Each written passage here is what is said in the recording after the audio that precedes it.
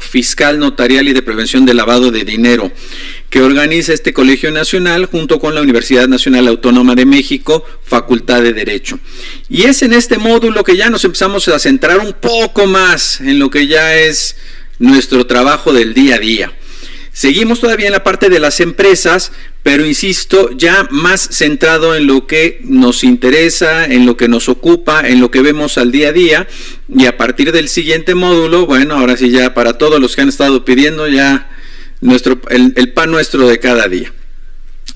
Pero en este momento, como les decía, terminaremos con el módulo de la empresa y las contribuciones que amablemente nos impartirá el maestro Haley Ávila Fernández. Él es egresado de la Universidad Nacional Autónoma de México con diplomados de Derecho Tributario tanto en la Escuela Libre de Derecho como en el Instituto Tecnológico Autónomo de México, el ITAM.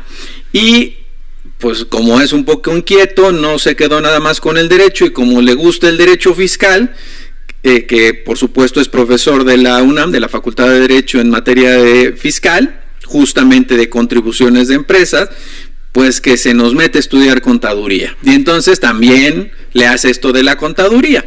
Bueno, ¿por qué hago mención de esto?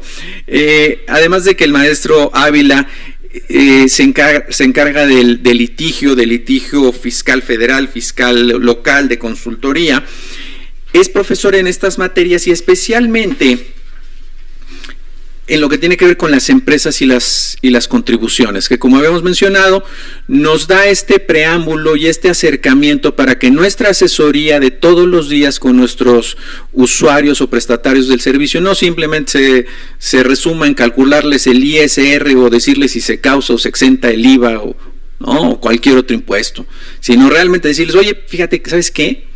En esta fusión, en esta escisión, en este régimen de consolidación, cuando enajenes activos, cuando adquieras activos, etcétera, nuestra asesoría realmente sea completa, total, y pues nos volvamos realmente en un punto mucho más importante de esta cadena que es la asesoría jurídica. Pero bueno, pues si me lo permiten, cedo el uso de la palabra al maestro para que él sí nos explique lo que de veras no debemos de saber. Gracias. Bueno, pues buenas tardes a todos y muchas gracias por la invitación. Muchas gracias al licenciado Aparicio por estar aquí con nosotros, por tomarse el tiempo también. Pues bueno, para mí es un gusto poder estar con ustedes y bueno, si bien soy experto, pero siempre hay algo nuevo en esta materia fiscal y yo creo que también, al igual que en la materia notarial, día a día hay cambios, día a día hay que estar estudiando, día a día pueden salir cosas nuevas, entonces son materias que nos obligan a estar en constante estudio y en constante actualización. Bueno, pues a mí, como lo dijo el licenciado Aparicio, me tocó el módulo 4, que se llama la empresa y las contribuciones 3.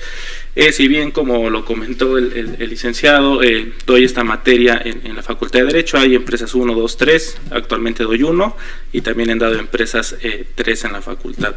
Pero bueno, pues para mí es un honor estar con ustedes y empezaré con los temas. Esta unidad, este módulo 4, se compone de 6 temas importantes, de los cuales hoy trataré de agotar el 1, el 2, posiblemente a lo mejor me dé tiempo de agotar el tema 3, pero dejaré, si no, el tema 3, 4 y 5 y 6 a lo mejor para la parte final, dependiendo cómo vayamos avanzando y las dudas que les surjan. Ok, pues bueno, como primer tema tenemos los actos formales de la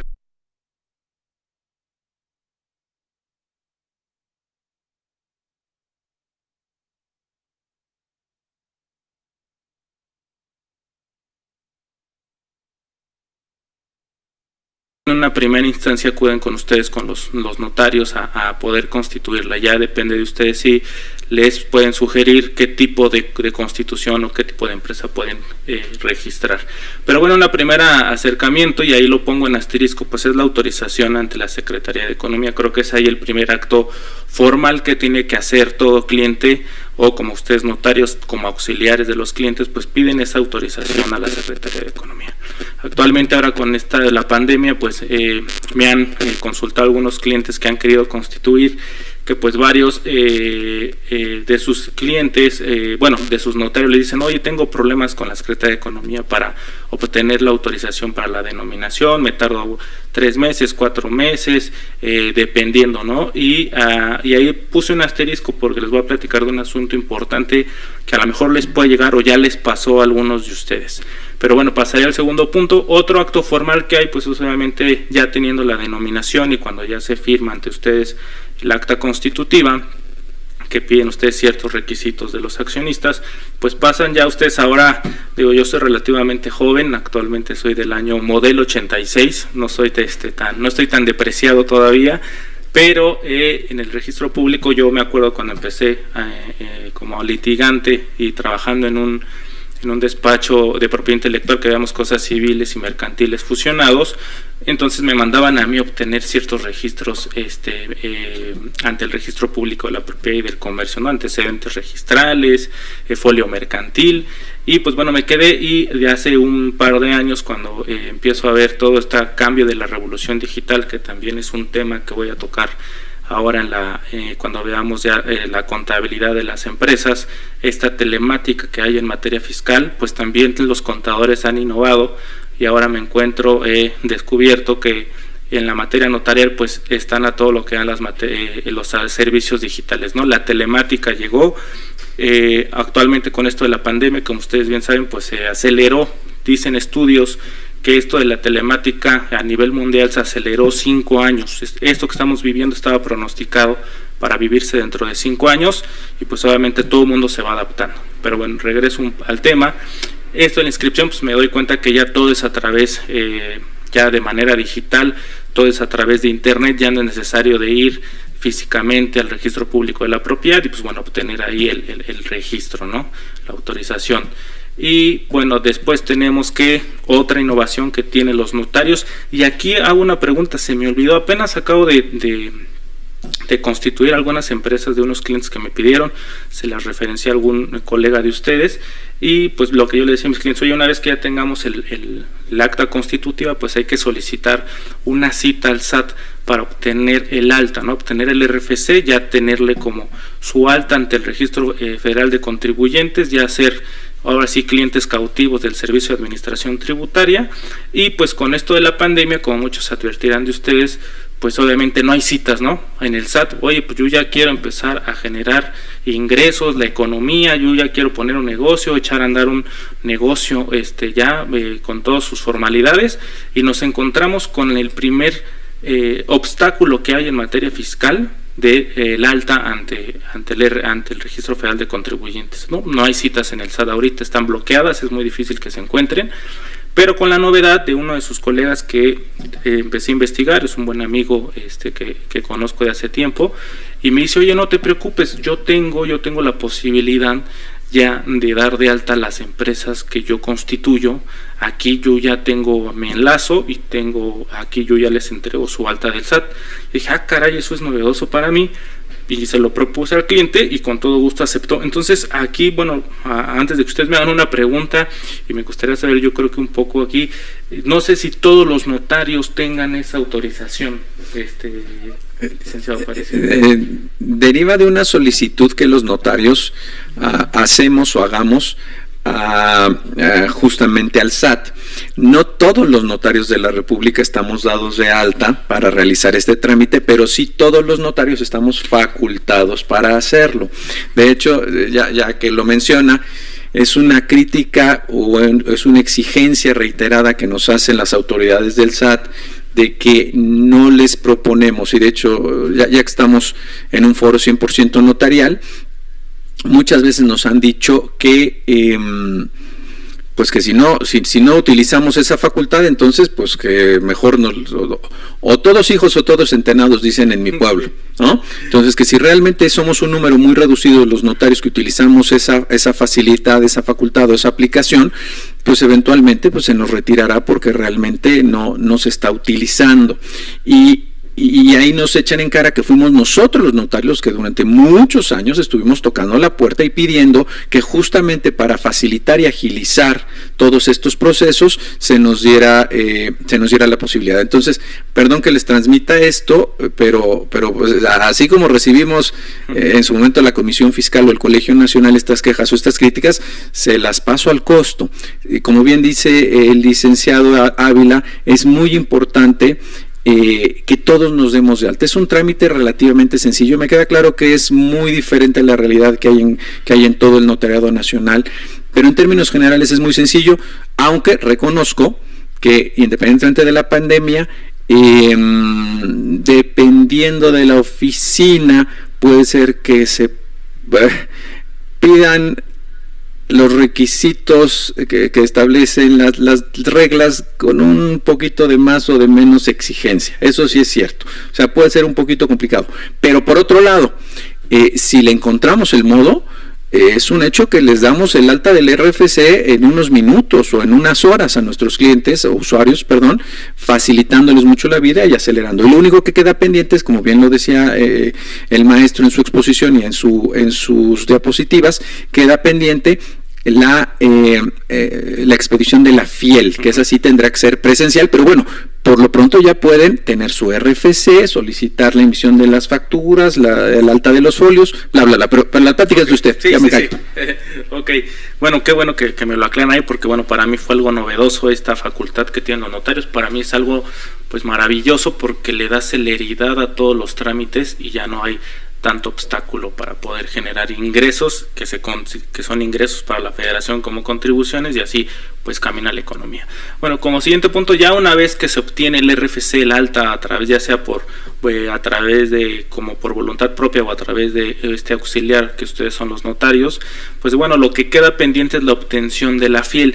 Y yo creo que aquí, por ejemplo, yo me encuentro ahorita con varios clientes que me dicen: oye, pues ya tenemos el alta, pero ¿qué crees? Que pues necesito la FIEL porque pues necesito facturar, necesito hacer diversos trámites y no tengo porque tampoco hay sitio. Entonces yo creo que valdría la pena, así como ustedes, este gremio notarial, presionaron a la autoridad para que les diera esta facultad, pues también yo creo que sería una facultad para que ustedes, si ya les dieron la posibilidad de dar de alta al RFC y tienen los documentos comprobatorios, pues también que ustedes puedan generar a través de un enlace, un vínculo en internet o una plataforma donde también les puedan dar la FIEL, porque ahorita nos encontramos que pues, sí tenemos la cédula fiscal del alta, pero pues no podemos facturar, no podemos hacer muchas cosas porque no hay citas para generar la FIEL, ¿no?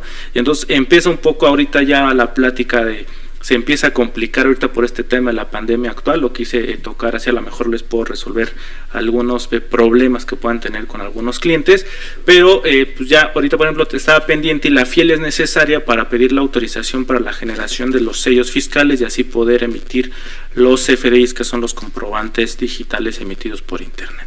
Entonces, ¿qué es necesario? Pues la obtención de la FIEL es otro requisito formal, y también a su vez tenemos otra que se llama la contraseña o la CIEC para las personas que no tienen tantas facultades para como la FIEL. Nada más prácticamente con esa contraseña, como sabrán, pues nada más pueden visualizar, no pueden emitir los comprobantes fiscales, hay ciertas restricciones, pero también se tiene que acudir ante el SAT para generar la FIEL, ¿no? Otros requisitos también es el alta de socios.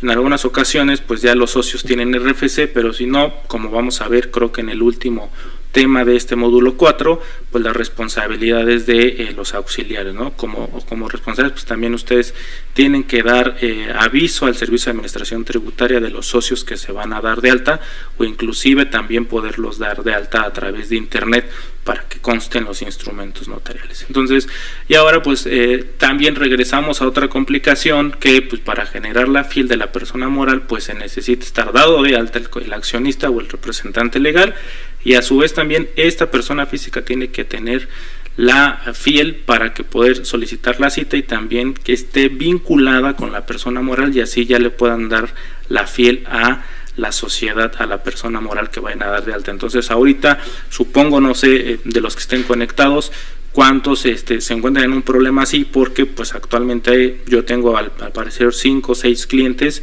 que están dados de alta con sus empresas, pero no han podido obtener ni la fiel para la persona moral, ni tampoco la fiel de la persona física, el representante legal, no obstante que a lo mejor ya tenía RFC y ahora quiere dar de alta la fiel, entonces se encuentran imposibilitados en este tema. Yo creo que como notarios inclusive y también como abogados, pues siempre ahorita, como esta telemática que estamos viviendo ahorita pues a nivel mundial y más en los prestadores de servicios, creo que todo a nivel, al menos en mi materia de litigio, todo ahorita la impartición de justicia con lo que hace una firma, lo similar a una firma autógrafa es la fiel, la firma electrónica avanzada, y entonces prácticamente tenemos que cuidar la vigencia. ¿Por qué? Porque la fiel pues automáticamente se puede renovar a través de internet siempre y cuando no haya caducado la vigencia, y se puede renovar, si no mal recuerdo, no sé si es 2 meses o 3 meses antes de que se pierda la vigencia, la pueden renovar a través de internet. Entonces es algo que los dejo ahí para que estén atentos y con sus clientes a lo mejor decirles, hey, pues, si tienes vigente,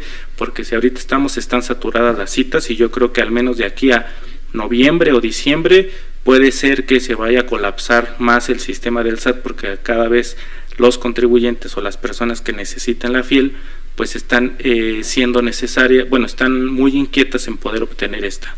Y bueno, regreso al asterisco de la parte principal de la autorización de la Secretaría de Economía, y les platico esto por si en algún momento llegan a tener, espero no un problema así, o ya lo tuvieron. Me llegó una consulta de un colega de ustedes que dice, oye, Haley, pues fíjate que ya solicité la autorización, me dieron la autorización de una denominación de una empresa, voy a constituirla, y pues el cliente va al SAT con el acta constitutiva y le dice, no lo puedo registrar porque ya tengo no puedo darle el alta del SAT porque ya hay una persona moral con la misma denominación, entonces no lo puedo dar de alta del SAT. Primero, pues mi cara fue de sorpresa, a lo mejor para muchos de ustedes de hoy, como la Secretaría de Economía ya te dio la autorización y el SAT ahora no te la quiere reconocer porque ya hay una igual o una homologación, ¿no? Entonces se complicó, el cliente estaba muy molesto porque le urgía el alta del SAT, entonces le dije, oye, pues yo ya te pagué, tú fuiste el responsable, entonces ahora tú me sacas de este problema. Entonces me consulta, empiezo a hacer el análisis y pues bueno, a mí de bote pronto pues lo analizo legalmente y digo, no, pues la Secretaría de Economía pues es el ente que está facultado por el Estado para la autorización de las denominaciones. Si ya el origen, la naturaleza de una constitución es meramente mercantil y a través de la Secretaría de Economía se da la certeza jurídica para que nazca la vida jurídica como primer acto, la autorización, pues ahora el SAT para aspectos fiscales, ¿cómo es posible que pues me lo niegue el Servicio de Administración Tributaria? Entonces empecé a recordar un poco mis clases de Fiscal 1, Fiscal 2 y también Impuesto sobre la Renta con varios maestros que aquí han dado ya este módulo, tengo enterado que varios módulos han dado aquí los maestros que me dieron a mí en la facultad, y pues me empiezo a recordar que pues el derecho civil y el derecho mercantil lo que regula son instituciones jurídicas, instituciones de derecho, y lo que regula la materia fiscal son las conductas que hacemos a través de esas instituciones. Entonces yo creo que ahí el SAT estaba equivocado.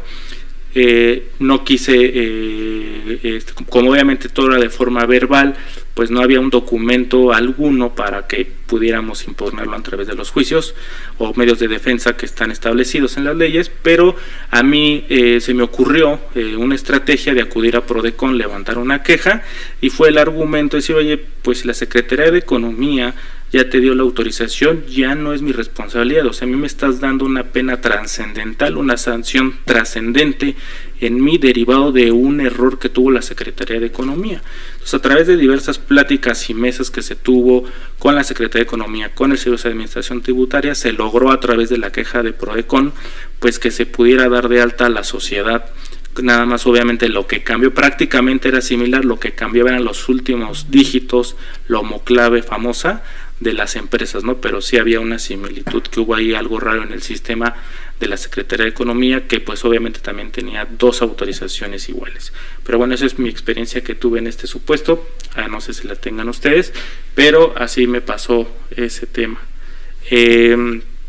Y bueno, pasamos a, si tienen algunas preguntas y respuestas, me indican aquí que las pueden mandar y con gusto me las harán llegar.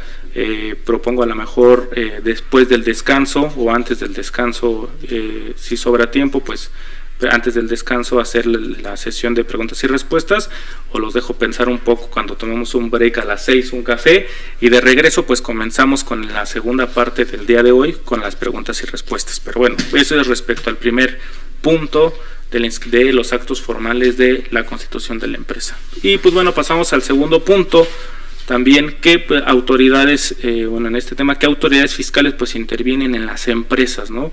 Intervienen pues obviamente el Servicio de Administración Tributaria, el Instituto Mexicano del Seguro Social, el Infonavit, que estas dos contribuciones, estas dos instituciones que regulan las aportaciones de seguridad social, que si bien son contribuciones establecidas en el artículo 2 del Código Fiscal de la Federación, pues prácticamente esas instituciones son los entes fiscalizadores y recaudadores de esta contribución que se va al gasto público. ¿Y de dónde provienen estas contribuciones? Pues a nivel constitucional provienen del 123 de la Constitución, donde establecen las obligaciones para los patrones de la seguridad social y para los trabajadores obtener seguridad social. Entonces, pues son unas obligaciones, también son actos formales que uno tiene que estar, ya dijimos los actos formales en el SAT. En el IMSS pues prácticamente es igual dar de alta al patrón con el registro patronal, y también ahí en el IMSS se tiene una firma electrónica para los temas digitales que hay ya todo el SUA y demás en el IMSS. Y algo importante ahí es que ahora también en el Instituto Mexicano del Seguro Social ya es algo novedoso, también va a haber ya un buzón tributario, así como lo tiene el Servicio de Administración Tributaria, también tiene un buzón tributario el IMSS. Y pasamos al Infonavit, también está constitucionalmente, y son estos entes fiscalizadores a nivel federal de las obligaciones que se tienen en los actos formales de las empresas. Y como último pongo a las autoridades locales, porque también tenemos el impuesto sobre nóminas. A mí me sorprende varias empresas que empiezan a surgir, o los clientes que acuden, o ya constituyo una empresa y sé que nada más me dicen, oye, nada más sé que tengo que pagar impuesto sobre la renta, IVA, y pues y las aportaciones al IMSS, al Infonavit, y ya. Dije, oye, sí, pero no te olvides, porque otro es el impuesto sobre nóminas.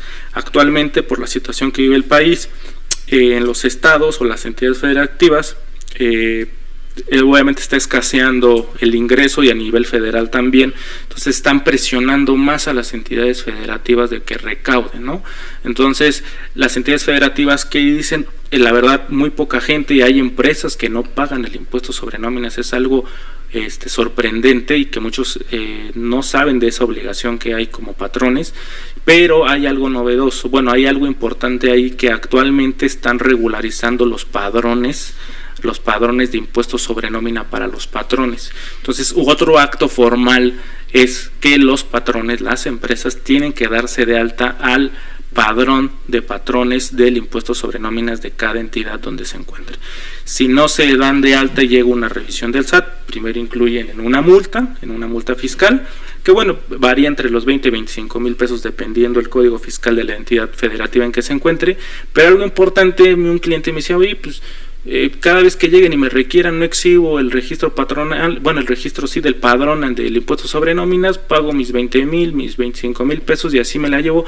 Es más fácil de estar pagando el 3% o el 2.5% dependiendo la entidad federativa en la que se encuentre el patrón, y así me la voy. Algo que se les olvida y les hago hincapié es que en materia fiscal el incumplimiento de una obligación no te exime, o el pago de la multa no te exime del cumplimiento de la obligación. Entonces, no obstante que tú pagues tu multa, aún tienes que cumplir con la obligación fiscal. Es algo importante, ¿no? Que muchos clientes tienen y dicen, no, y pues yo me la sigo así. Sí, y ya hay una parte más adelante dentro del temario donde se habla de los delitos fiscales. Insisto, yo no soy el experto y vine a la guerra sin fusil, no traigo mi código, ya, pero en adelante voy a traer mi código. Sí. Pero si mal no recuerdo, en el artículo 89, seguramente estoy equivocado, en el 89 del Código Fiscal se habla de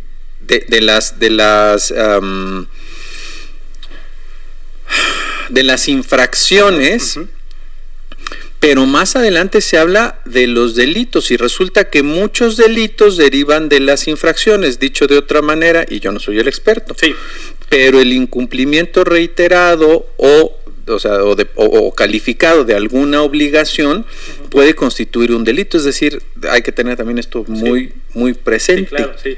Sí, exactamente, y también lo vamos a tocar aquí tengo el temario afortunadamente, cómo viene la responsabilidad fiscal de los terceros relacionados con las empresas. Y pues bueno, aquí estamos en un gremio que es un tercero relacionado con las empresas. Veré también un caso importante que me tocó de un colega de ustedes del Estado de México, donde por ahí era responsable en un tema de una prescripción de un crédito fiscal.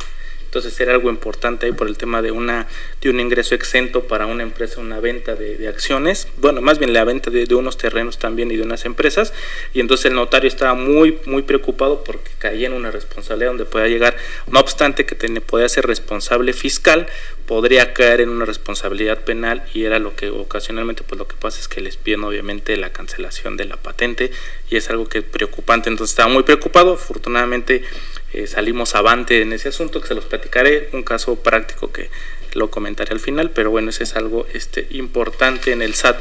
Y también otra, si nos regresamos a la anterior, ahí en el SAT, una obligación también que se me olvidó comentar en el Servicio de Administración Tributaria es que a partir de este año, a más tardar marzo, si no mal recuerdo, está estipulado la obligación, ya como obligación del buzón tributario. Y de aquí un poco me voy a detener porque a partir de 2014, voy a hacer la introducción a la era digital a nivel fiscal.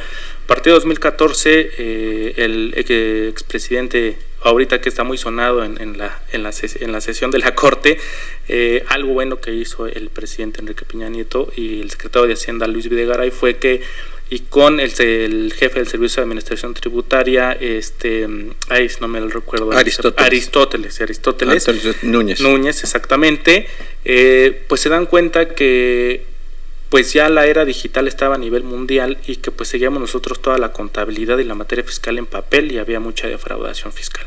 Entonces crean la era digital, compran un software y empieza todos los CFDI y los comprobantes fiscales, desaparecen ya las facturas de papel, desaparece el negocio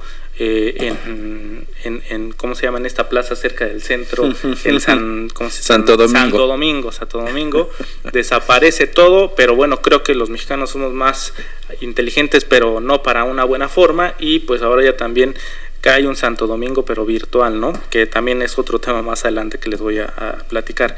Pero bueno, hacen algo importante y empieza la reforma más fuerte fiscal de los últimos años en 2014, ¿no? Prácticamente hubo muchas inconstitucionalidades planteadas que ninguna se ganó en la Suprema Corte, y una de ellas fue el tema de la contabilidad electrónica y el tema del buzón tributario, ¿no? Obviamente los dos fueron decretados por la Suprema Corte como constitucionales porque su razonamiento de toda la ejecutoria prácticamente, y así lo vislumbramos en el despacho, fue, de hecho nosotros no ofrecimos amparos masivos sobre estos temas porque sabíamos que se iban a perder, y por una simple razón, que fue un argumento muy simple que decían en la Corte: oye, pues es una obligación contenida en el Código Fiscal de la Federación, en el 17 y en el 17K y en el 27 o 28 del Código Fiscal de la contabilidad electrónica. Y pues si no quieres jugar al empresario, si no quieres jugar a tributar en México, pues entonces no te des de alta, porque tienes que cumplir con esa obligación que tiene el contribuyente. Y prácticamente eso fue el argumento principal donde se declaró constitucionalmente. Pero algo importante que nosotros hacíamos es que dentro del 17K, y apenas se reformó para este año, fue que decía que deberá de tener buzón tributario, ¿no? Pero no estaba como una obligación fiscal. Entonces la autoridad no podría presionarte para dar de alta tu buzón tributario. ¿Cómo era que ustedes los presionaba a través, no de un acto de facto, la autoridad fiscal, el SAT? Pues si quieres impugnar el recurso de revocación ante un acto de fiscalización o algo, tienes que hacerlo a través del buzón tributario. Entonces tenías que dar de alta. Oye, ¿quieres solicitar devolución a partir de los 20,000 pesos a través de buzón tributario? La solicitud de devolución, lo tengo que dar de alta. Y entonces había ciertos procedimientos o ciertos procesos en el SAT o solicitudes que tenías que dar de alta el buzón tributario, y para este año ya está constituido como obligación, como un acto formal, el dar de alta el buzón tributario, y en caso que no esté dado de alta el buzón, pues una de las consecuencias primarias que te van a tener, una por no localizado, o te van a notificar por estrados, y finalmente te van a imponer una multa también, y eso también, como lo dijo el licenciado, no te va a salvar de que cumplas con la obligación de darte de alta en el buzón tributario. Y eso, bueno, es lo que está últimamente en el Servicio de Administración Tributaria. Y bueno, pasaremos a la segunda, y bueno, ya aquí se pone un poco interesante el tema de los elementos de una empresa, ¿no? Para mí, lo comentó el licenciado Aparicio, sí, pues la materia fiscal, si bien me dedico al litigio fiscal puramente, a veces consultoría, pero pues me llamó la atención de pues saber las entrañas de las empresas, ¿no? Cómo están constituidas las empresas, cómo se pueden llevar. Actualmente me encuentro cursando el tercer semestre en la Facultad de Contaduría en la UNAM también a distancia, y pues ahorita por la pandemia también yo hice un stop por todo lo que se vino, hice un stop, pero me encuentro en tercer semestre para entender, espero pronto acabarla, para ya tener un panorama más completo de la materia fiscal.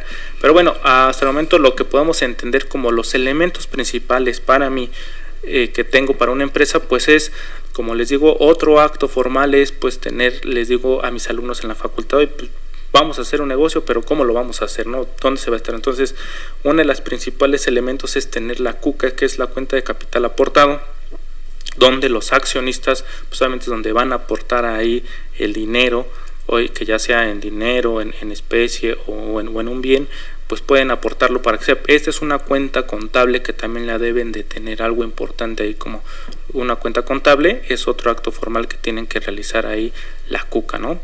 Y después tenemos también otra cuenta importante que debe de tener toda empresa, que es la UFIN, ¿no? Que es la utilidad fiscal neta, cuando ya después del resultado fiscal ya tenemos ahí la UFIN. Y posteriormente tenemos otra cuenta importante que debe tener como otro elemento la empresa, es la CUFIN, que es la cuenta de utilidad fiscal neta, que prácticamente es ya cuando se tiene en esa bolsita, en esa cuenta, la CUFIN, pues ya pueden hacer la repartición o pueden hacer, pues sí, la repartición de la utilidad ya libre de impuestos, ya líquida para poderse repartir a los clientes. Y a través de la CUFIN pues ya pueden sacar las ganancias, o en su caso pues pueden repartir algunos dividendos para los empresarios o para los accionistas. Y siempre les digo que cuando van a hacer un negocio, las personas físicas siempre van a tener en la mayoría de los casos tienen un ánimo de lucro porque quieren generar plusvalía, empiezan trabajando y después van a tener cómo van a regresar ese dinero que invirtieron o que pusieron en la CUCA, en la cuenta de capital aportado, cómo lo van a tener. Ya teniendo en la CUFIN, pues tendrían que ver qué posibilidades hay. Hay algo importante en la CUFIN. Hubo una gran reforma también en 2014 que se graban la repartición de los dividendos con un 10% adicional, siempre y cuando no estén dentro de la CUFIN hasta 2014.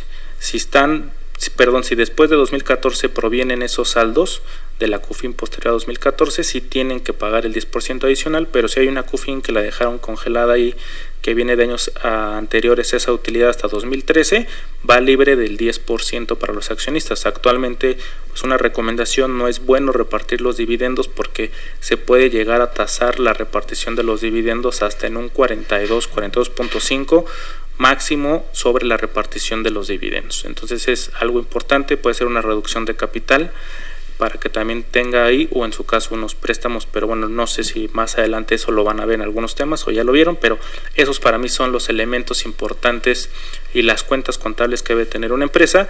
Y finalmente algo novedoso que también vamos a tocar un poquito más adelante es la cuenta de inventarios, y actualmente el SAT está siendo más agresivo y está ejerciendo visitas en el tema de los inventarios, y hay muy pocas empresas que tienen en sí un control de inventarios, una cuenta de inventarios. ¿Por qué lo hacen esto?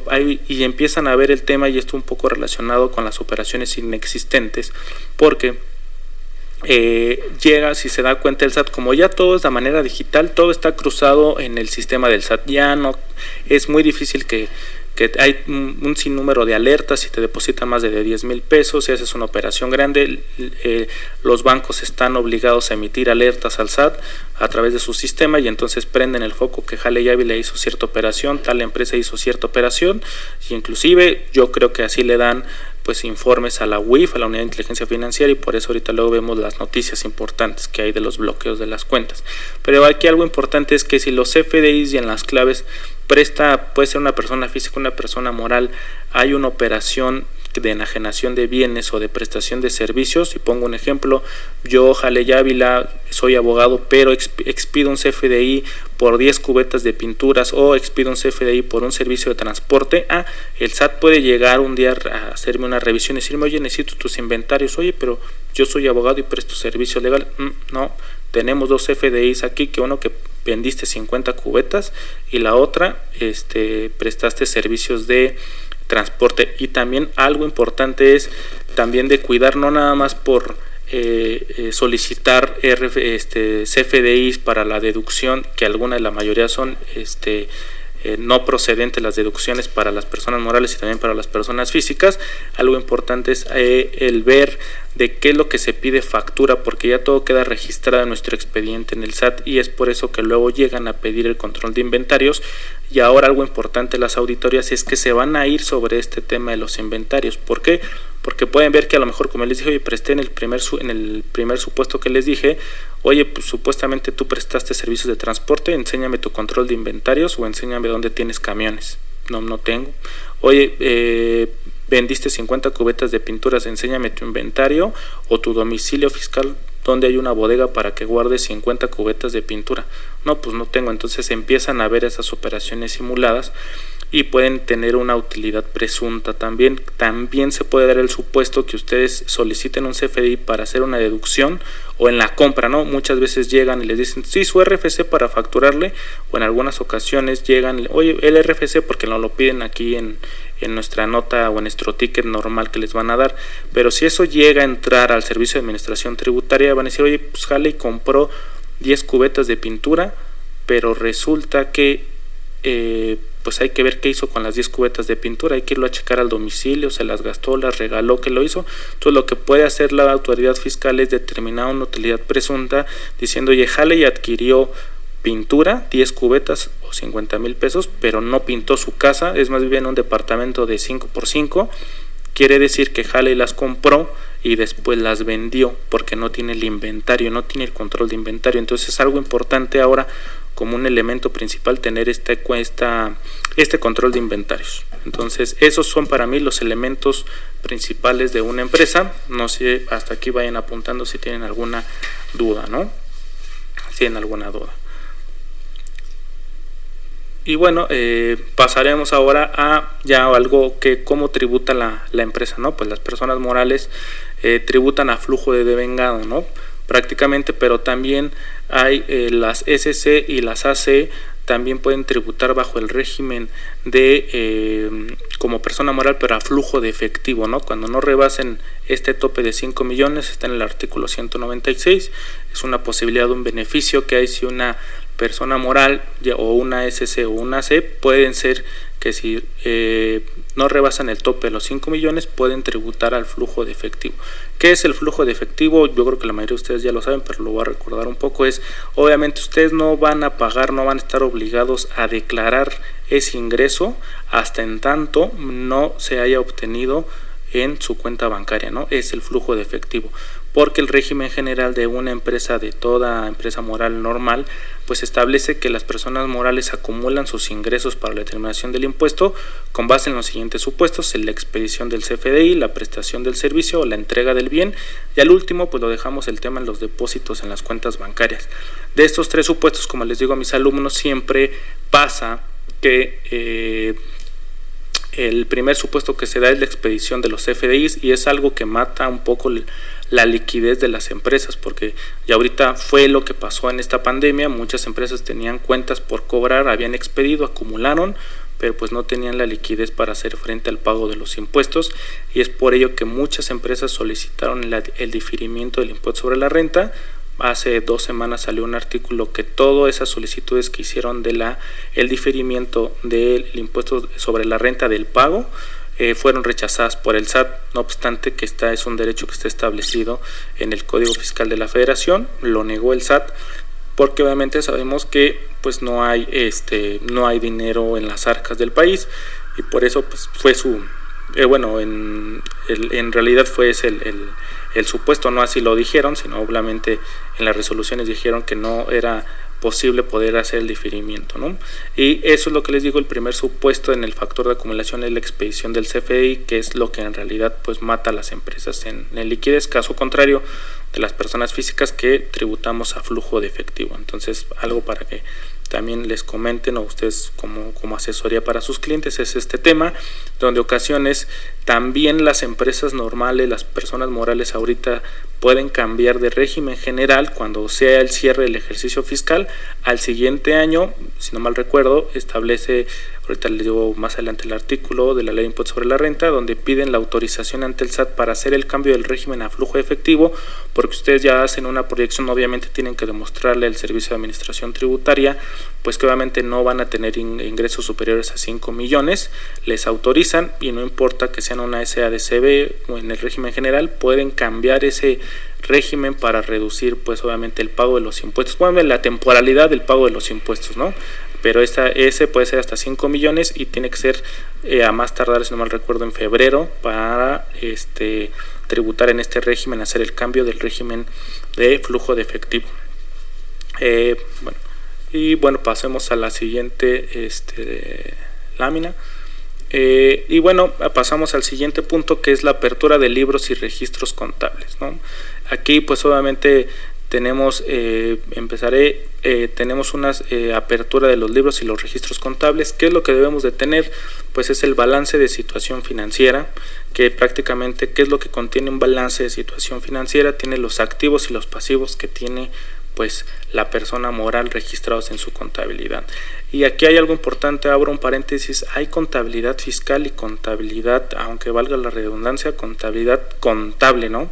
Y algo les digo y nos surge luego en los litigios, oye, pues el dictamen fiscal, a veces el SAT no le da certeza y empieza la revisión del 52A con el contador público registrado por el SAT, donde dice, oye, no estoy de acuerdo con el dictamen fiscal que hizo el contador que tiene mi autorización, y empiezan a pedir cosas fiscales, pero lo que hace el contador en un dictamen pues es con base en las normas de información financiera, no en lo que establece el SAT. Entonces hemos hecho algún argumento en litigios, no se ha llegado a resolver, pero ahí puede haber una colisión de normas, porque pues ¿qué va a hacer? ¿Se va a atender a lo que diga la norma de información financiera o se va a atender a lo que diga el impuesto sobre la renta sobre el dictamen? Entonces algo que no se ha podido resolver, pero es un tema que ahí tenemos en el tema de la contabilidad. Entonces regreso un poco al balance de la situación financiera, es los activos y pasivos registrados.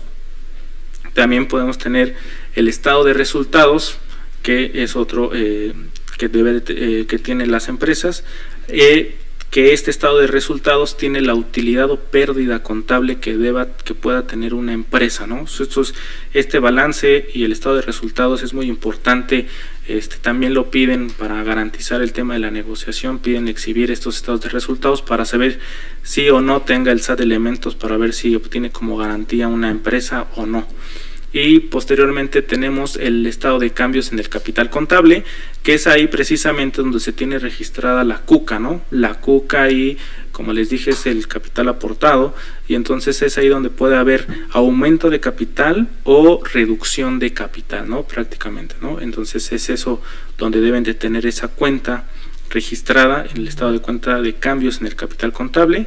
Y después tenemos otro estado, que es el estado de flujos de efectivo, que es prácticamente lo que entra y sale de los bancos, ¿no? Prácticamente es ahí el estado de flujos de efectivo, y todo lo que les mencioné, el balance de situación financiera, el estado de resultados, el estado de cambios de capital contable, el estado de flujos de efectivo, todo esto compone algo que se llaman estados financieros, ¿no? Que toda empresa debe de tener.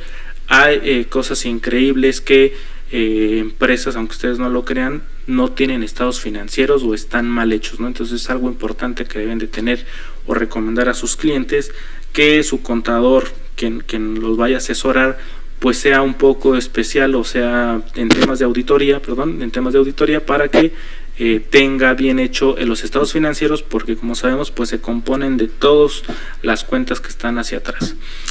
Otra apertura de libros o registros que debe de haber en la contabilidad, pues es el libro de inventarios. Como les dije, atrás es un elemento esencial, ahorita para mí lo considero, que ahí deben de tener todos los bienes que adquirieron, para la producción, y aquí en el control de inventarios también debe de tener el costo debe de estarse registrado el costo de lo vendido, ¿no?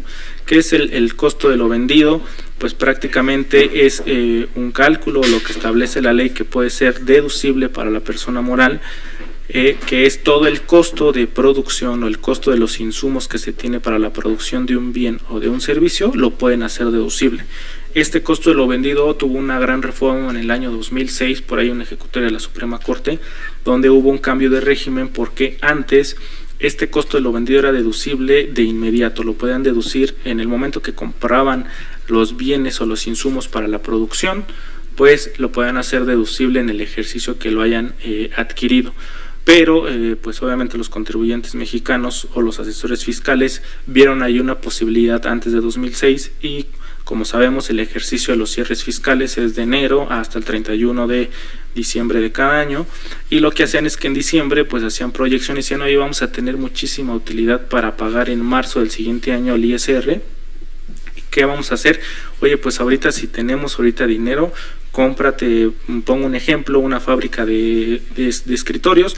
¿Sabes qué? Compra madera, compra tornillos, compra resistol, compra todos los insumos, y entonces ¿qué va a hacer? Pues obviamente que bajaban la base, pagaban menos impuestos. Entonces el SAT se dio cuenta y lo que pasó fue que cambió el régimen. Ahora, en este tema de costo de los vendidos, lo que se hace es que, por eso es importante llevar el inventario, y para mí siempre respeto a los contadores y más a los auditores, porque deben de llevar enormes registros en Excel. La verdad, para mí, cuando veo todas las pestañas que llegan de los estados de financieros, digo: wow, la verdad ya no hubiera aguantado. Es por eso yo creo que no me dedicaría al 100% a la contabilidad, porque es un trabajo arduo y más para los auditores. Pero lo que hacen es, tienen que llevar este control de inventarios, el libro de inventarios, porque de todas las adquisiciones que tengan de los bienes, tienen que ir viendo ya de la producción final, el escritorio, de qué inventario, de qué tornillo, de qué de qué partida o de qué registro de los tornillos, de las maderas, del resistol, de los clavos, se fueron vendiendo para el lote de los 100 escritorios que se vendieron. Entonces, hasta que se vendan los bienes, se enajenen, van a poder hacer la deducción del costo de lo vendido.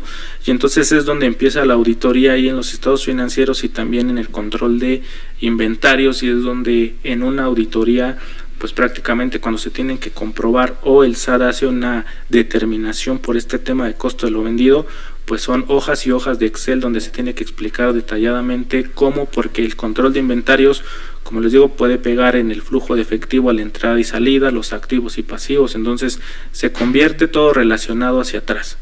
Y bueno, posteriormente el libro diario se debe de tener, que ya no, antes tenían unos libros físicos y ahí llevaban todo el control. Actualmente ya todo es digital, porque regreso a lo mismo, en el 2014 ya la era digital, y ahora ya hay contabilidad electrónica y balanzas electrónicas que se tienen que llevar. Es otra de las obligaciones que tienen las empresas. Si no suben las balanzas o la contabilidad electrónica, pues la multa puede llegar a ser de hasta 70,000 pesos, y eso no te exime el que la subas, ¿no? Entonces es algo importante.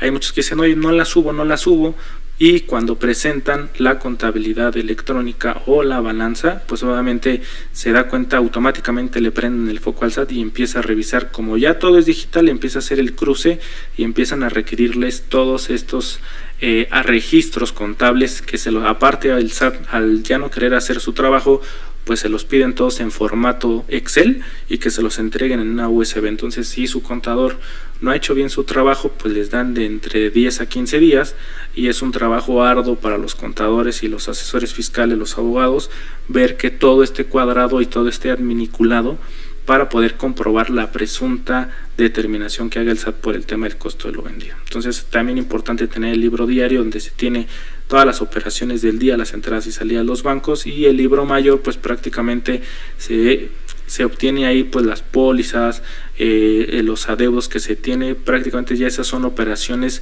anuales las que se debe de tener, ¿no? Pero el libro diario es algo importante, es algo que se mueve diario, y todo esto lo tienen pues en un Excel los contadores. Ya no existe los famosos libros grandotes que llevan los contadores, ¿no? No sé si hasta aquí tengan alguna duda o pregunta. Me dicen que hay una pregunta.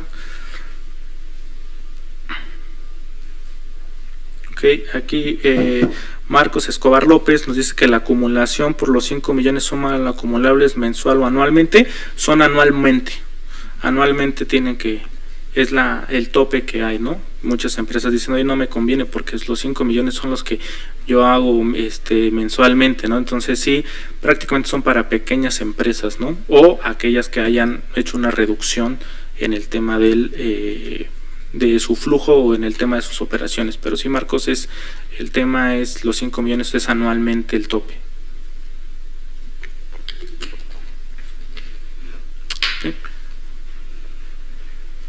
Okay.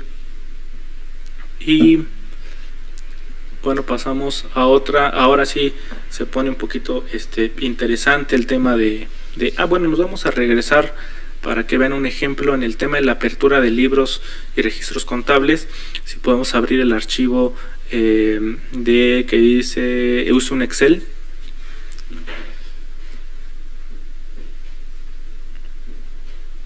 Para que vean un poco los registros que se tienen.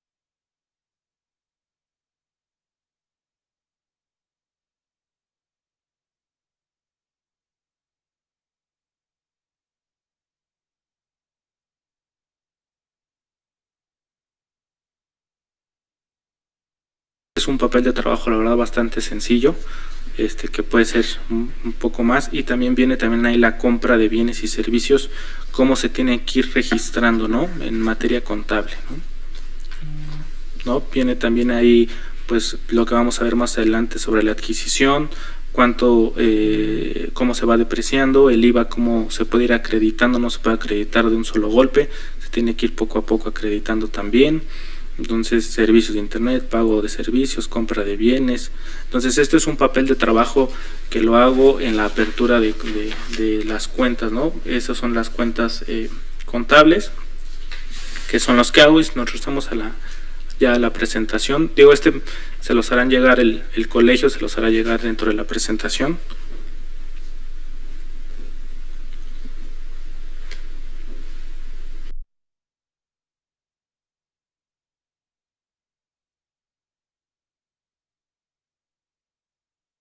Pues esos son los puntos que tenemos, y pasamos por eso lo pongo en negro, ¿verdad? Porque dije, ya llegamos a lo bueno. Lo iba a dejar a color, pero dije, bueno, lo pongo en negro porque pues es un tema importante, y creo que es una medida fiscal que, si bien es buena, pero se está corriendo como que a un lado pues que de un abuso, puede ser algo intimidatorio para los contribuyentes, y lejos de incentivar la economía o la generación de ingresos, pues está ahuyentando más a los contribuyentes formales a que se vuelvan informales, ¿no? Les está dando muchísimo miedo este tema de la presunción de operaciones inexistentes amparadas con comprobantes fiscales, ¿no? Que está regulado en el 69 el procedimiento, que más ahorita les voy a poner, y cito ahí la Prodecon, porque muy bien la Prodecon tiene un diagrama de cuál es el proceso, pero ahorita no lo voy a tocar, más adelante lo tocaré. Pero bueno, sabemos que ahí el 69 pues regula los CEFOS, que son los facturas, ¿no? Los emisores de facturas de operaciones simuladas, y los ceros, que son las empresas que deducen las operaciones simuladas. Como sabemos, pues esta es la denominada lista negra, que sale a veces mensualmente, bimestralmente en el Diario Oficial de la Federación, donde están publicados los CEFOS. Y si un contribuyente que es un EDO, que hace la deducción, tuvo operaciones, pues no es deducible todas las operaciones que hizo esta empresa con el EFO constituido. Pero algo importante aquí que hay es, y también por eso a lo mejor me van a escuchar un poco repetitivo, para que me regreso al 2014, pero pues ya no hay, muchos dicen, oye, pues es que es una factura falsa, ¿no? Están dando no, es que ya no hay facturas falsas, ¿no? O sea, y algo que para mí me causa mucho ruido y no me ha tocado a mí a lo mejor llevar una defensa en un tema ya fuerte, en este tema de EFOS, o de EDOS, cuando pues algo importante que hay es, pues la factura proviene de una autorización del SAT, ¿no? O sea, de una autoridad facultada para ello, de la máxima autoridad en materia fiscal, es la que pues les dio la autorización para emitir esas facturas, les dio los sellos. Entonces, ¿por qué dice que son simuladas o facturadas? Entonces yo creo que el error o la mafia que hay pues está adentro del gobierno o adentro del Servicio de Administración Tributaria, porque ¿cómo es posible que pues la propia autoridad emitan una factura que digan que no es deducible? Y entonces ahorita con ustedes, con el gremio, es como si por ejemplo me dijeran a mí, oye, pues es que tu empresa es simulada, porque a lo mejor no tienes no sé, inventario o algo, les puedo decir, oye, pero pues ¿cómo va a ser? O no es inexistente tu empresa, ¿cómo? Pues tengo la autorización de la Secretaría de Economía, que es la que da la vida jurídica primero esa autorización. Oye, luego tengo el registro del notario y me dices que pues es una empresa simulada, ¿cómo no? Entonces es algo que para mí me causa un poco de ruido entender, pero bueno, no hay facturas falsas y lo que se denomina son operaciones inexistentes, ¿no? Que ahí hay, creo que el SAT ha hecho un poco, no ha entendido lo que les digo, que se quiere meter a cosas mercantiles o actos civiles y los quiere convertir a materia fiscal, los quiere desnaturalizar, pero no lo ha hecho. Creo que no la puedo entender bien ese acto. Pero bueno, ¿cuál es la sanción que hay en este tema? Pues como les digo, uno, que no es deducible para el EDO, no es deducible todos los servicios que haya tenido con los EFOS, y también pues puede ser que el EFO, cuando sale publicado, les puede restringir o cancelar los sellos a estos facturadores, ¿no? Pero algo importante que, oye, pues ya no puedo emitir facturas, pero siguen teniendo vivas las cuentas bancarias, entonces el EFO puede seguir moviendo su dinero, y creo que algo importante sería el bloqueo de las cuentas bancarias en el tema de los EFOS. Pero bueno, eso es la restricción que hay en el tema de la presunción de operaciones de inexistencia. Y pues bueno, como les digo, les voy a poner el procedimiento que hay en materia de operaciones inexistentes que tiene la PRODECON, que es un PDF, cuando les hagan llegar el material le van a dar en ese vínculo, y ahorita se nos hacen favor de abrir el PDF de la PRODECON. Entonces veremos el procedimiento. Digo, yo siempre como abogado o aquellos que hicimos tesis, siempre citamos la fuente, no nos robamos las ideas, y creo que para mí fue muy claro cómo fue la PRODECON que tiene este proceso, ¿no? Entonces ahorita vamos a ver el proceso que tiene la PRODECON.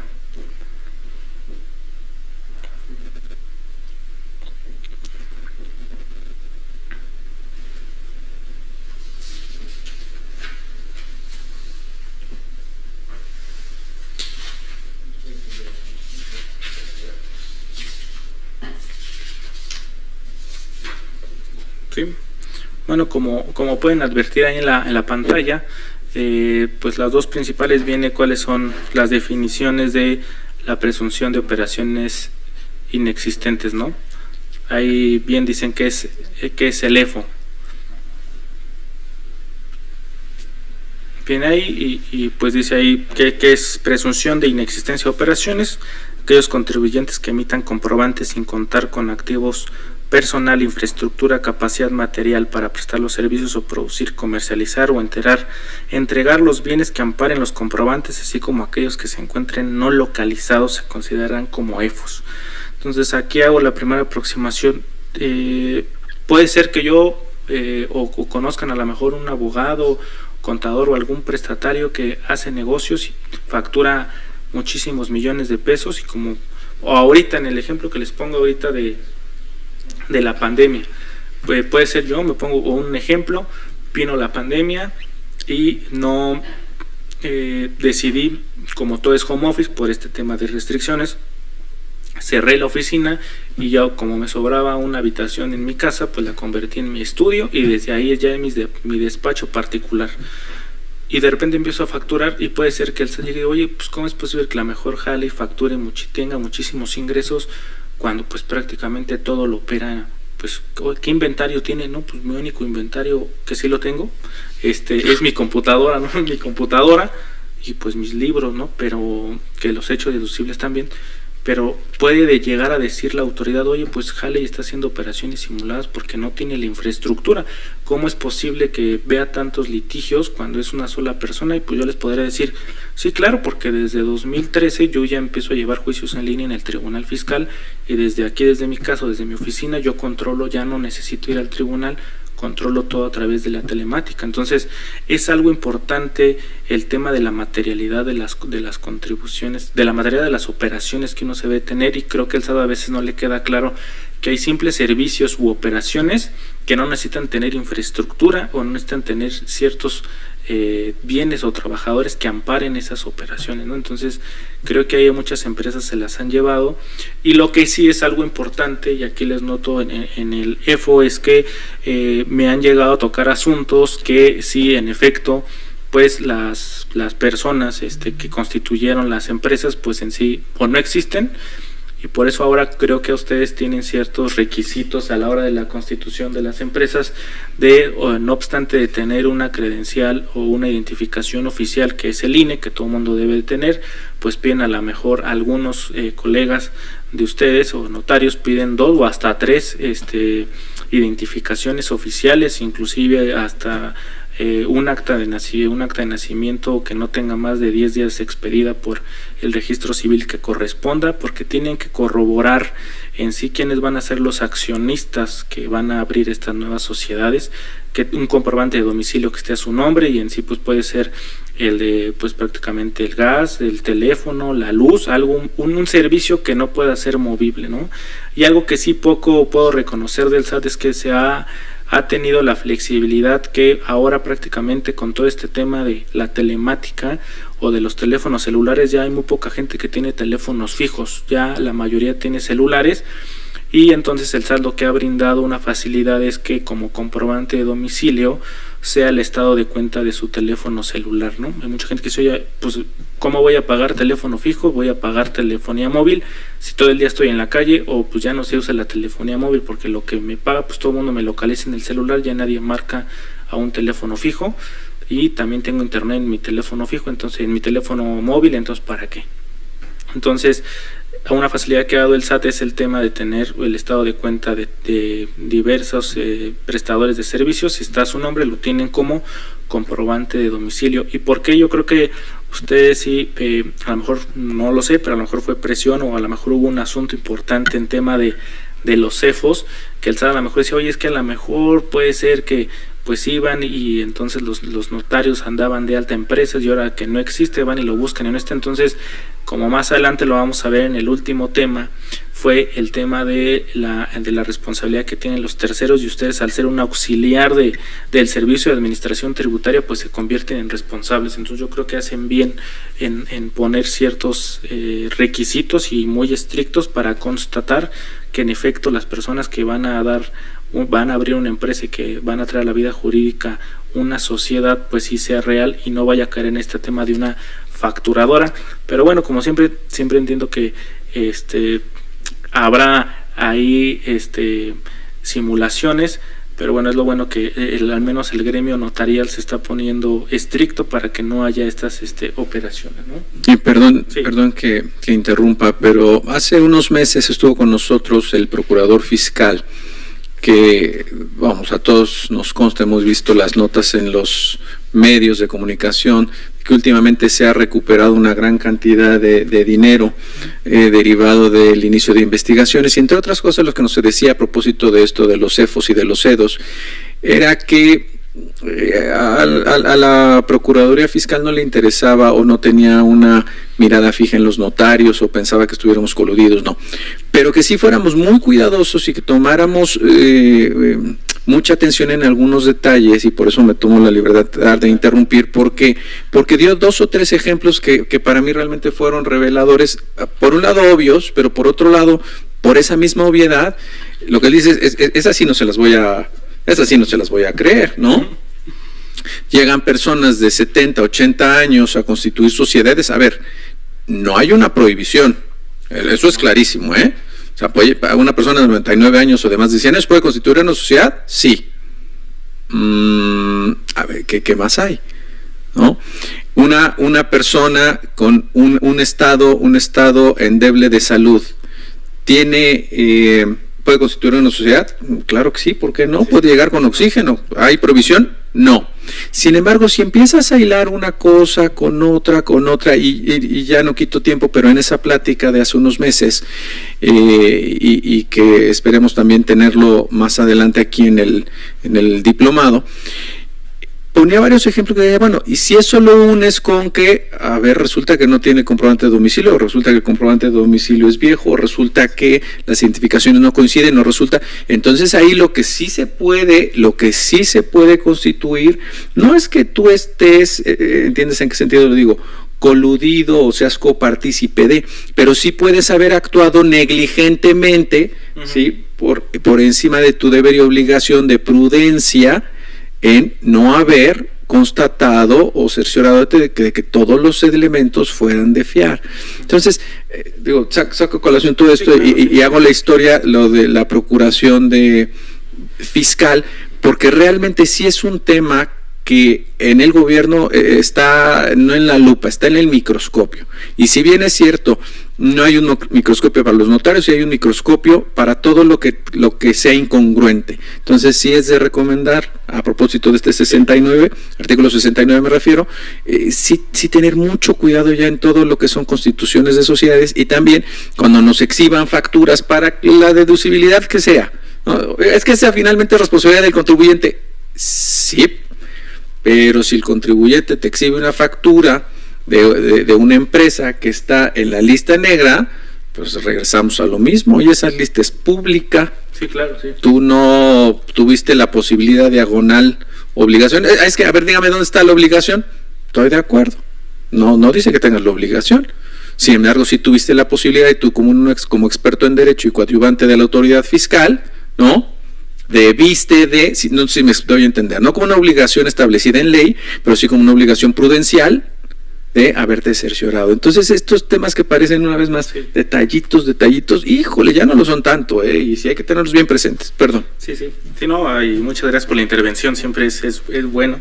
Y pues sí, actualmente como dice el licenciado Aparicio, sí, pues el procurador fiscal ha sido muy enérgico, sí ha habido una recaudación importante, se han desmantelado operaciones importantes, y pues sí, como le digo, también si con ustedes llega o a cualquier persona y hoy no es que nada más tengo mi licencia de manejo que saqué en algún estado, ¿no?, o mi comprobante de domicilio, y pues lo tengo en tal colonia, y pues se ven como que hoy no le suena la colonia y está rara la calle o algo, entonces siempre hay algo que hilar. Inclusive en el tema a mí me han tocado ver, y bueno, me detengo un poco porque bien lo decía el licenciado Aparicio, y como todos somos abogados, pues uno, la norma general, y así te lo dicen, que la ignorancia de la ley no te exime de su cumplimiento a cualquier gobernado, ¿no? Hay muchos gobernados que dicen, oye, pues yo no conocía la ley, oye, sí, pero hay un principio general del derecho que dice,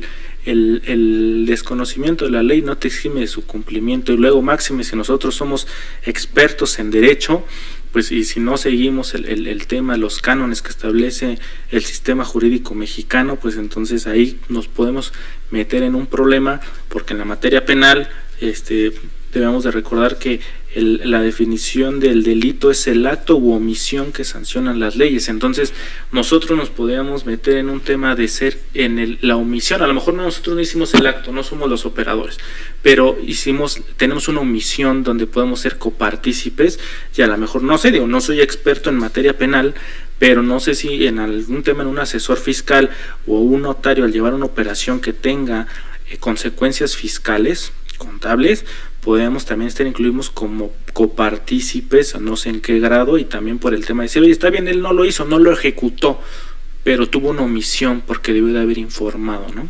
Entonces tuvo haber que tenido los cuidados para que no se llevara a cabo este acto, esta operación, y tuvo esa omisión. Entonces es algo importante que deben de tener actualmente, pues todos los que somos abogados, ¿no?, prácticamente. Y algo importante que les comentaba del tema de los notarios, que también me ha tocado ver, es llegan de repente y me dicen, no, licenciado, y luego ahí la verdad es que a mí me gusta dar clases en la facultad y en cualquier universidad. Actualmente nada más se puede dar en la Facultad de Derecho. Me han invitado a dar una clase al ser subcoordinador del Comité de Derecho Fiscal de Derecho Tributario en el Ilustre Nacional Colegio de Abogados. Me han invitado, hay una materia especial en la Universidad Panamericana y en la Ibero, y me han tocado ir a dar clases ahí, nada más 1 o 2 clases en una semana, a hablar sobre temas fiscales a los muchachos. Pero siempre a mí me gusta ir a dar clases porque se nutre o se le hacen preguntas a uno, que de repente aprende uno de las preguntas que le hacen y dice, caray, no tenía en cuenta qué querrá decir. Y un alumno me dijo, maestro, en el tema de la liquidación de sociedades y de las responsabilidades, pues es muy fácil, pues yo puedo ir con un vecino, con un amigo en la calle o algo así, y pues le digo, oye, te vendo mi empresa, te voy a dar un dinero y yo ya me quito la responsabilidad y vámonos. Entonces yo me quedé bien, le dije, oiga, usted ¿está seguro que se quiere dedicar al derecho fiscal? Porque lo veo más como de penalista. Pero le dije, no, obviamente también, y tengo entendido que sí, en ocasiones se han acercado a querer hacer este tipo de operaciones, de hacer el cambio o enajenación de acciones, la compra-venta de las acciones de una empresa, y se las venden a personas desconocidas. Entonces se desaparecen, y la defensa de los defraudadores dice, oye, no, pues yo vendí, y en el contrato de compra-venta pues van los derechos y las obligaciones que ellos iban a tener los nuevos adquirentes, y entonces pues yo me zafo, hasta aquí quedó. Entonces algo que sí deben de tener cuidado en este tema es el tema también en el tema de la compra y venta de las empresas, de las acciones, a quién se van a vender, y si no puede haber ahí un tema de desaparición de responsabilidad de los accionistas, ¿no? Y no quiero ni quitar tema ni participación ni profundizar en otros temas que no es en lo que estamos, pero ya que tocas ese punto, justamente cuando a los notarios nos toca participar en las enajenaciones de acciones o en las ventas de personas morales, podemos decir, ¿qué responsabilidad tenemos? A ver, directa tal vez ninguna, pero regreso a lo mismo. Como asesores, muy sencillito. La venta de acciones o la venta de una persona moral en bloque, o sea, de las acciones o las partes sociales de una persona moral, puede implicar el que le estamos trasladando a los adquirentes, que se le está trasladando a los adquirentes una serie de responsabilidades fiscales, que es el tema que nos ocupa, pero también laborales, pero también penales, de tal forma que, hablando de esta asesoría completa, es recomendable mandar a hacer auditorías, por supuesto fiscales, pero también revisiones laborales y de todo tipo, para que los eventuales adquirentes de esos títulos, de esas acciones, no resulta que se queden como obligados solidarios de cosas que ellos ni tenían idea. No sé si me doy a entender, porque en una época se dio mucho eso de, pues te vendo la sociedad, ¿en cuánto? Pues en lo que sea, no tienen, pues te la compro porque me gusta su nombre, porque necesito una sociedad vieja, porque esto, sin embargo, pues estamos comprando una caja de Pandora, porque no sabemos qué es lo que hay de fondo, y eso implica lo que llaman los gringos el due diligence, ¿no? Eso implica una investigación, así como las que nosotros hacemos, sí en registro público, sí en tesorería, también, pero en materia fiscal, en materia contable, en materia laboral. Entonces regreso a lo mismo. Hay cosas que parecen, oye, pues yo estoy protocolizando la venta de acciones, que es más, ni es protocolizable, pero a los contadores les encanta. O sea, si nada más, ten cuidado.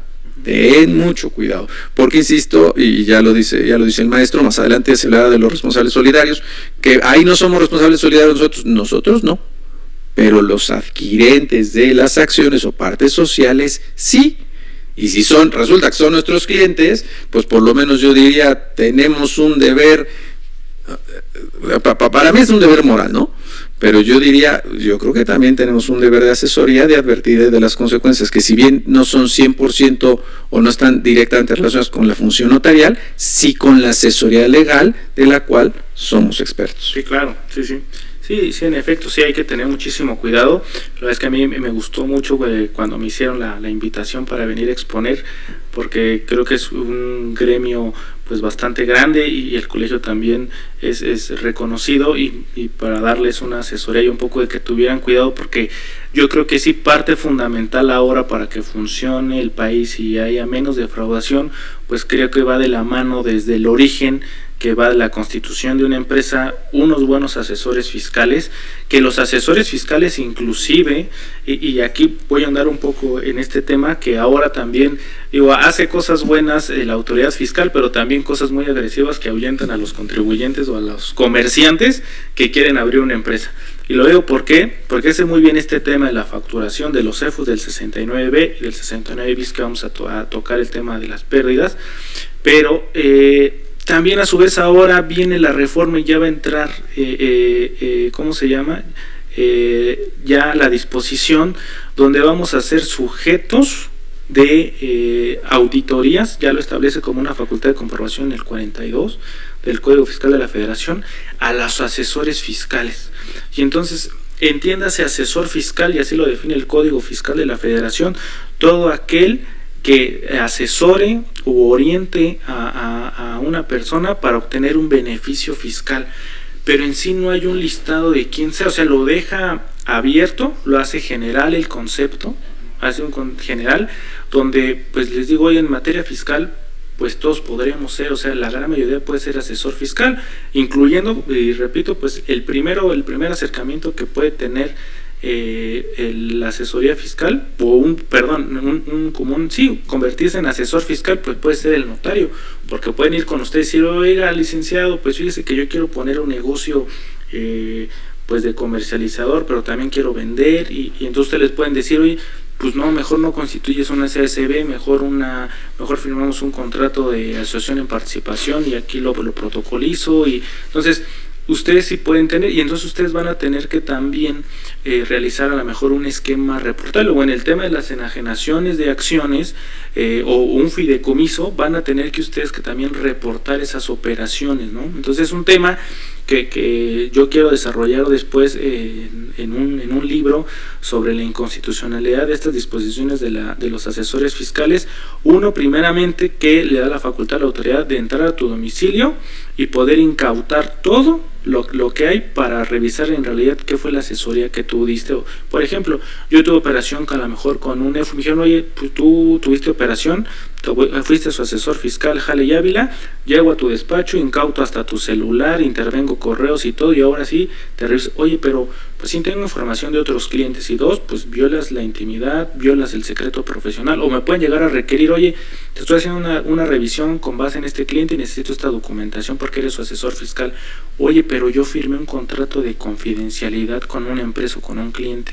Si yo revelo eso, pues a lo mejor me salvo del tema de con el Servicio de Administración Tributaria, de una responsabilidad, pero puede el cliente o una empresa enojarse conmigo y decir, oye, violaste mi convenio de confidencialidad, y entonces ahora vengo y te demando en la vía civil, ¿no? Por ese incumplimiento de ese convenio. Entonces nos podemos meter en este embrote donde ahora también les digo, oye, pues los asesores fiscales podemos ser de primer acercamiento, los notarios, después puede ser el contador, el abogado, pero inclusive también les digo, un asesor que vende seguros, pues también puede ser un asesor fiscal y tiene que reportarlo, porque pues está el tema del seguro de hombre clave, o vende un seguro para una empresa donde va a tener un beneficio fiscal la empresa, y entonces conviene también, entonces también le carga, hay una carga administrativa para los asesores fiscales ahora también, que puede ser cualquiera o cualquier opinión, entonces para que cumplan con sus obligaciones fiscales con las empresas. Entonces,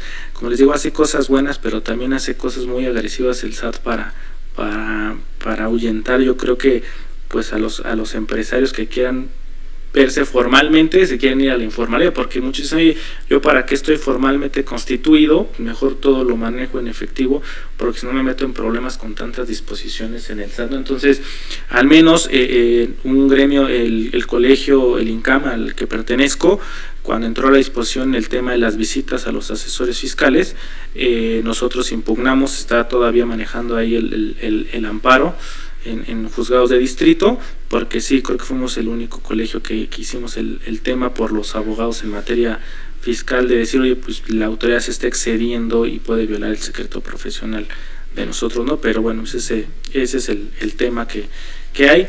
Pero bueno, y regreso, que qué bueno que para que ustedes en primera aproximación deben de tener muchísimo cuidado, después recomendar a los clientes que deben tener asesores fiscales, que para mí los asesores fiscales son los contadores y los abogados, pero en sí que en realidad ahora ha habido un boom de asesores fiscales donde no son expertos en la materia, ya cualquiera se quiere creer a lo mejor asesor fiscal y da a lo mejor un mal consejo o prácticas un poco no apegadas a lo que dice la ley, le juegan al límite y luego meten en problemas al contribuyente, ¿no?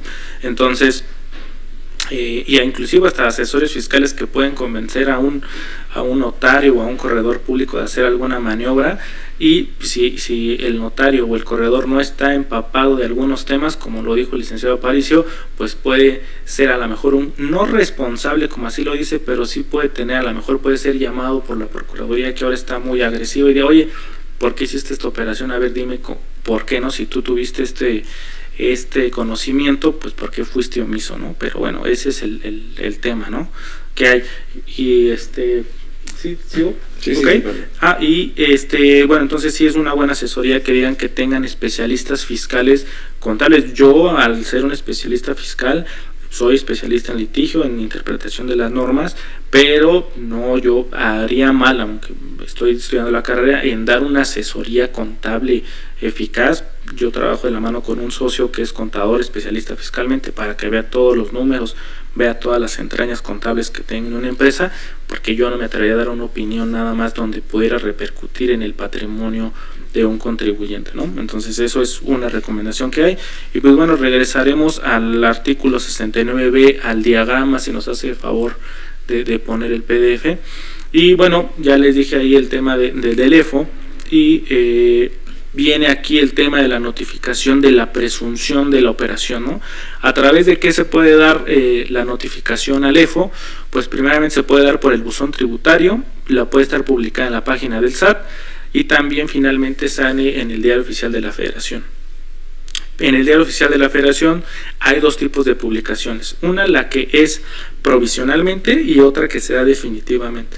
¿Por qué se da, la notificación definitiva? Viene un poquito más adelante, pero primeramente cuando se da la notificación no definitiva, se le da un plazo de 15 días al EFO para desvirtuar esa operación que tuvo, ¿no? Y ahí les dicen en las invitaciones que CFDIs son simulados.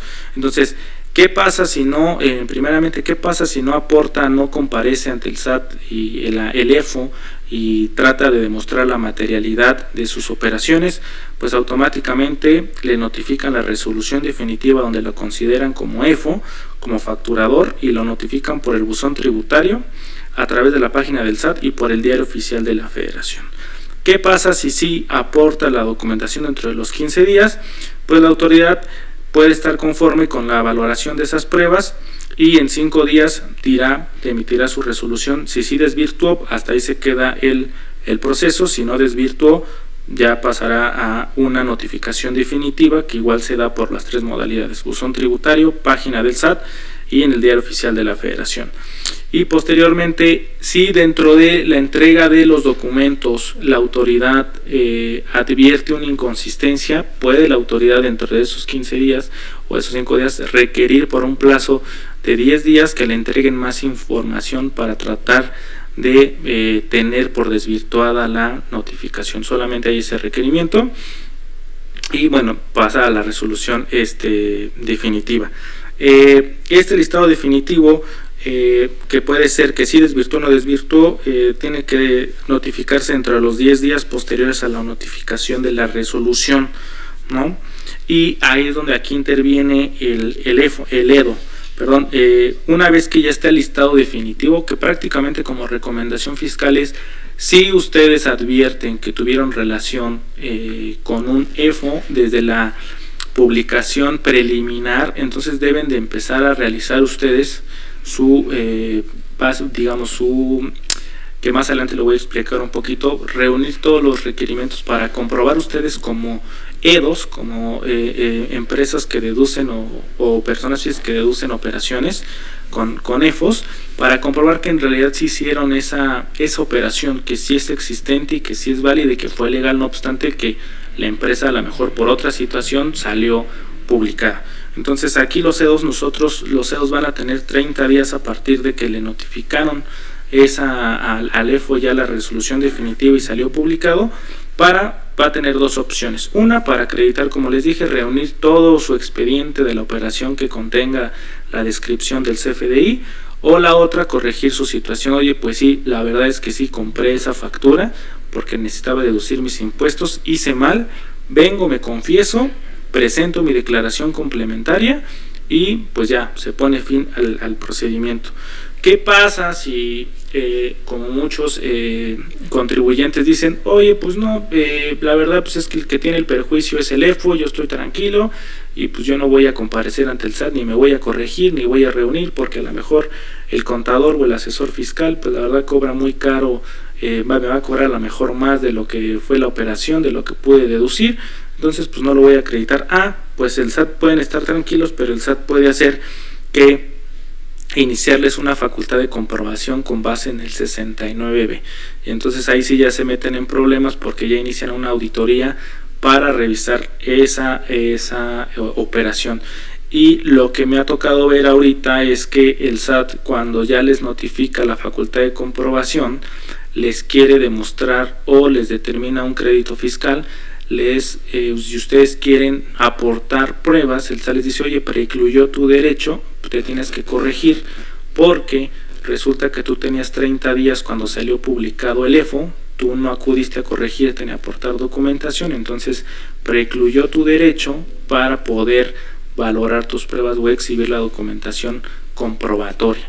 Y para mí es algo ilegal, porque está bien, puede ser que a lo mejor no hice nada, pero en la facultad de comprobación se abre un periodo nuevo donde se pueden desvirtuar ya esas operaciones, pero creo que para no llegar a ese grado de facultad de comprobación, pues obviamente se tiene que acudir. En lo personal, a mí me ha tocado ver más empresas como EDOS, que he tratado de comprobar sus operaciones, en unas he tenido éxito, en algunas no, pero sí es importante también vislumbrar, yo no sé, hasta la fecha no tengo conocimiento a lo mejor que haya sido notificado más bien que a lo mejor una persona física haya tenido operaciones con un EFO, ¿no? La verdad es que no he tenido algún caso, es algo curioso y que preguntaré a lo mejor si hay algún caso de una persona física que haya tenido operaciones con un EDO para corregirse. Y bueno, seguiremos con ese es ese diagrama. En la presentación que les harán llegar viene el vínculo donde los remite a esta página de Prodecon exactamente al diagrama, y pasaremos a unas recomendaciones en el tema de las operaciones inexistentes.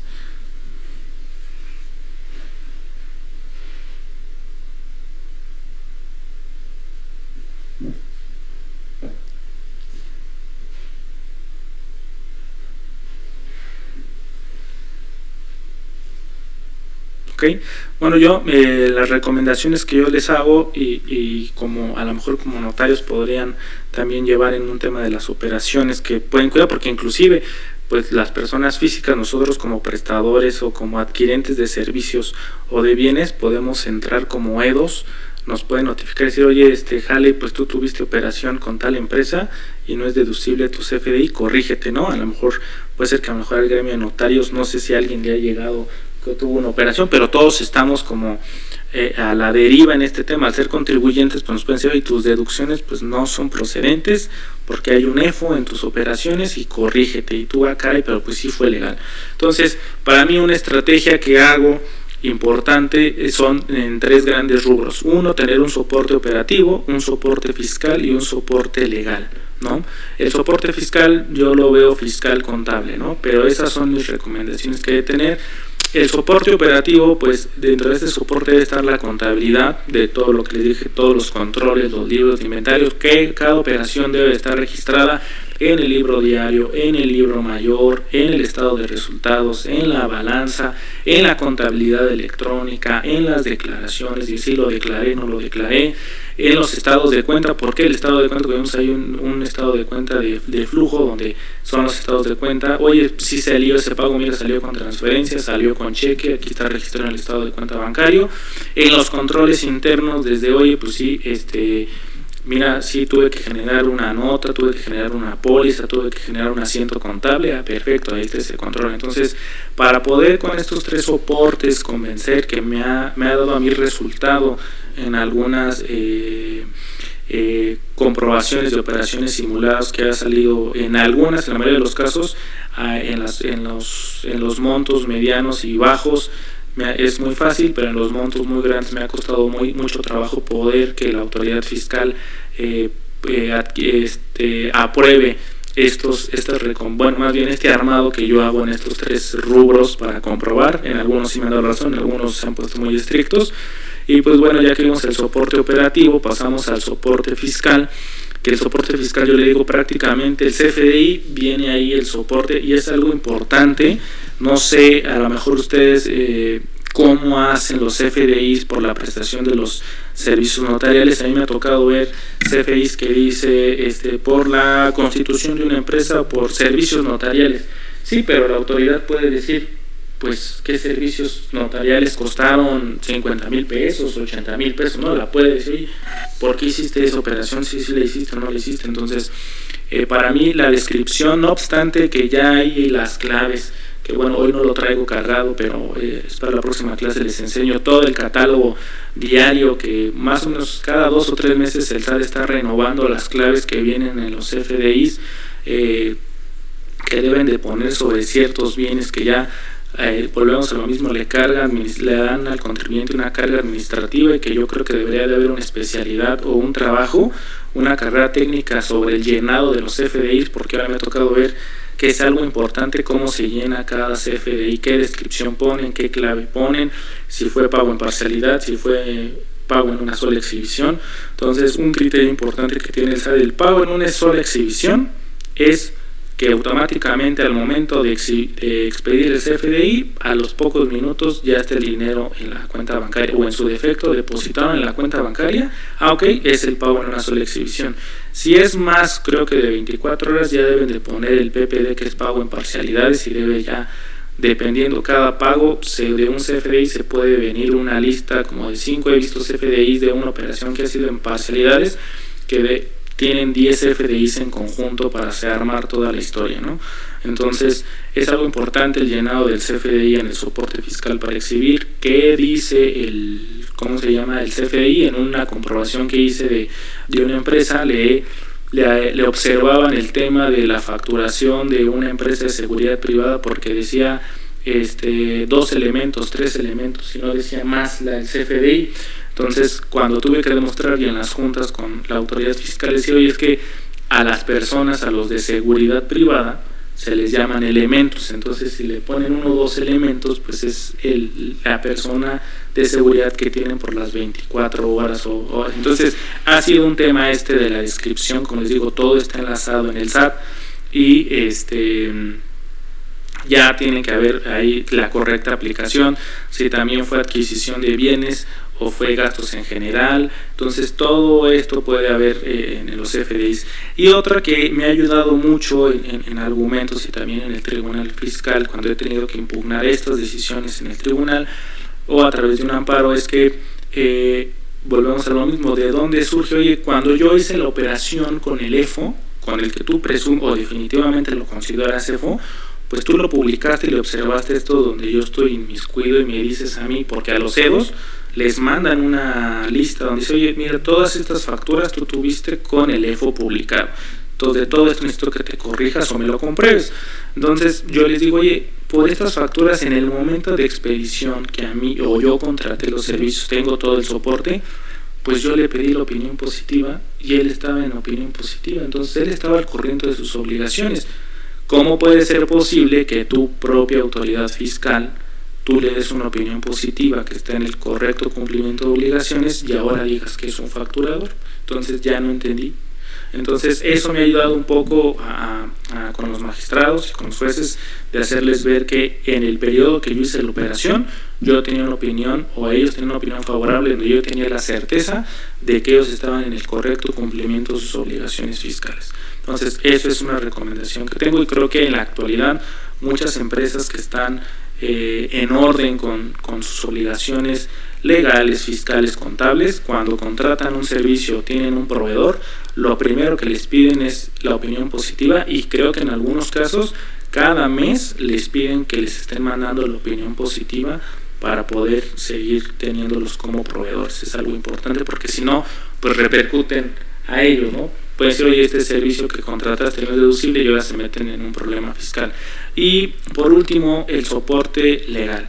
Si bien en este tipo de operaciones tiene que llegar de la mano con la empresa, con la gente interna de la empresa, con un especialista contable, con un especialista, un abogado fiscal, la documentación jurídica es sumamente importante, porque de ahí pues se puede iniciar desde el contrato, la firma del contrato de la prestación de servicio, si hubo otro documento, un adendum, un anexo, planos, dependiendo del servicio, tiene que allegarse la documentación jurídica.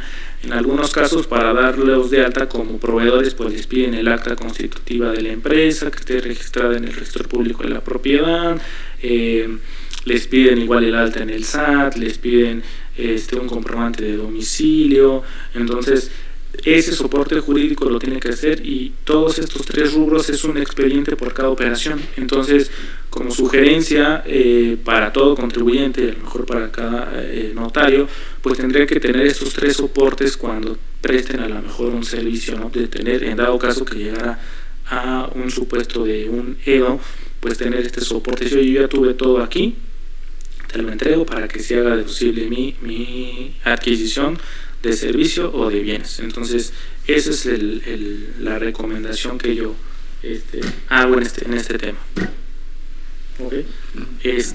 No sé si por aquí creo que tenemos algunas preguntas. Hay varias.